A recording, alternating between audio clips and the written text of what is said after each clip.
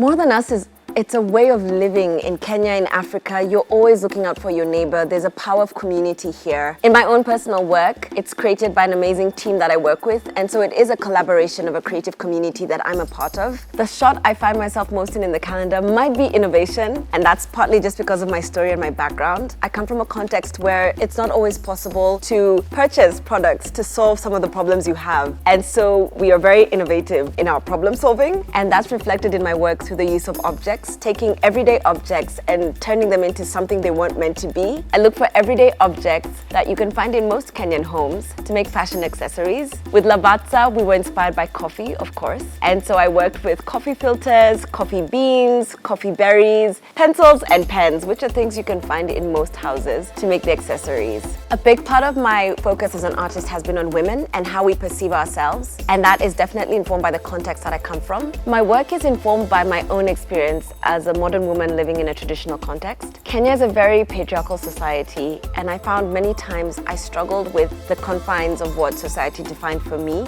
as a woman, especially in wanting to be a photographer in a context where that was a little unusual for women. And so my work is heavily inspired by affirming how the African woman looks and hopefully leading other women to embrace how they look and feel like they are enough without any change to how they look.